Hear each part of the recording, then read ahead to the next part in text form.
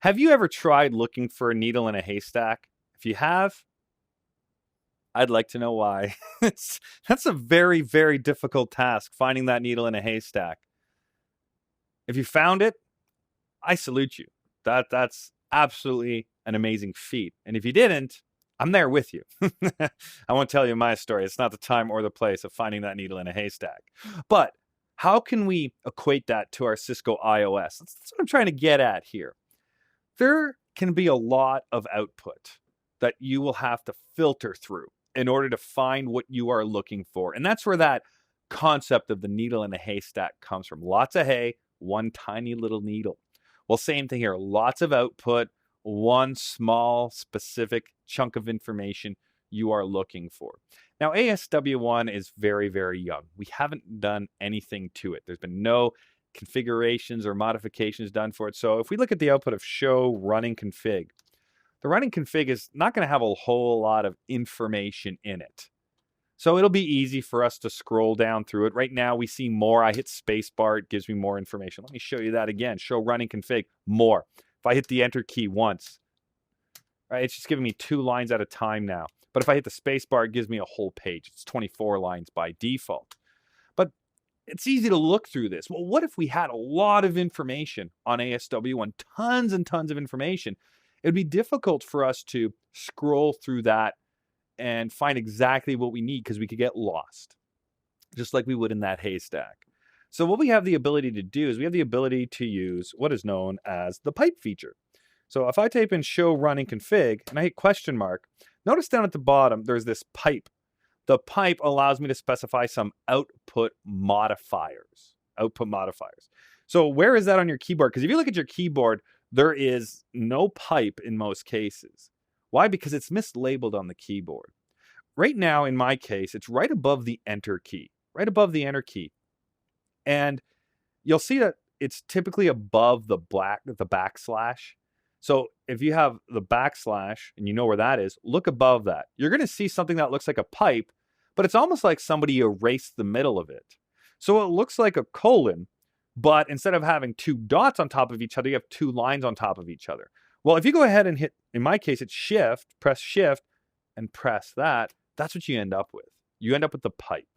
So if you don't actually see a solid straight up and down line on your keyboard, but you see a line that's up and down that has part of the middle missing, that's your pipe key. So what are my output modifiers now? Using context sensitive help, it says you can append, you can begin, you can count, you can exclude, you can format, include, redirect, section T. Wow, what does all this mean?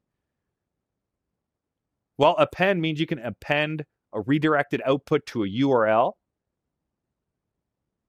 Begin says, let's go ahead and begin with a line that matches what you're trying to indicate right now. So let's give that one a try. Begin.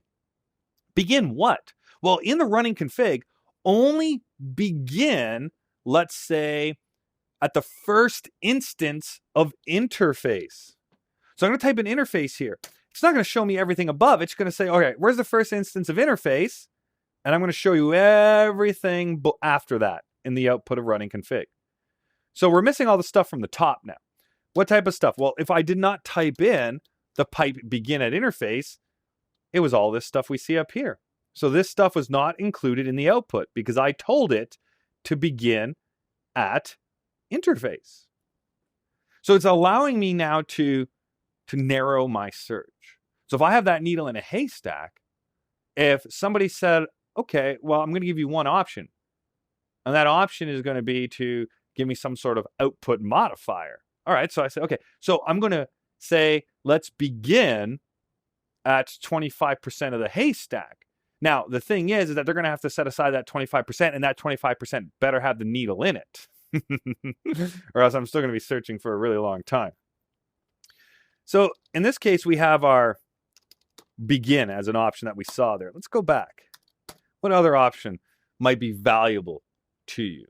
Well, I'm a big fan of exclude and include. What is that for? Well, we could exclude all output that matches this certain criteria, or we could include all output that matches certain criteria. For example, let's look at the output of show IP interface brief. There's a lot of information here. A lot of information here. But for example, what if I only wanted to see all the interfaces that were up? Well, do you see the keyword of up here anywhere? I do. I see up under status, up under protocol, and then there's other ones that say down. Well, I only want to see interfaces that have up in them. So let's go ahead and type in show IP interface brief pipe to, and we're going to say include. So include only those that say up. There you go. So I've been able to truncate this output. Now, what if I typed in capital UP? Oh, look at that. No output comes back. Why? It's looking for exactly what I typed. It's looking for exactly UP lowercase, not UP uppercase. So that's something to keep in mind whenever you're using these output modifiers, is that they're looking for the exact string, and it is case sensitive in those cases. Now, you might be saying, well, what about exclude? I saw exclude as an option. Well, let's say exclude anything that says unassigned. Because if you scroll back up to show IP interface brief, look at unassigned, as unassigned, unassigned, unassigned. Everything is unassigned. So let me type in unassigned. And we'll see here, oops. All right, so everything's unassigned.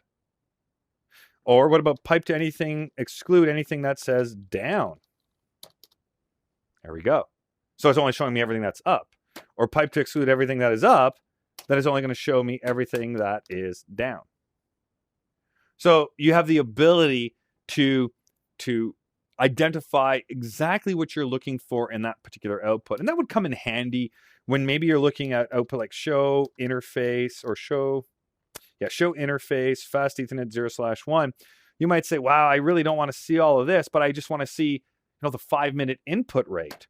So show interface fast Ethernet 0/1 pipe to include 5 minute. And there you go. I'm seeing the lines that have 5 minute listed in them.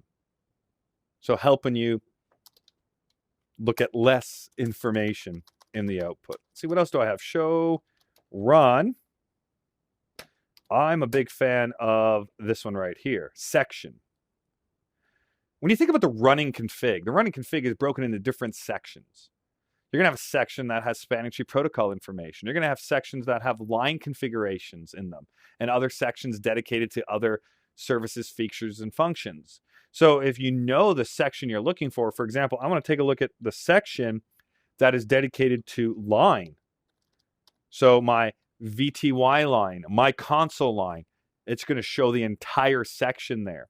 Whereas if I typed in show running config pipe to include line, well, then it would only show me the commands that have line in them.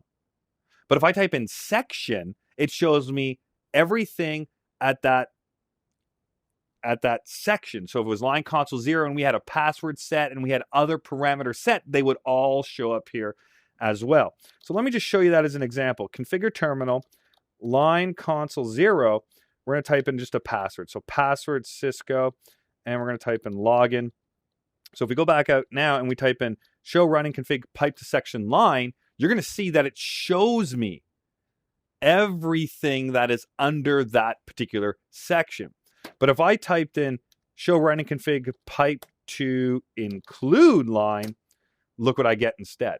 That's a big difference. It's a big difference. So understanding the difference between include, exclude, begin, and section is very, very valuable.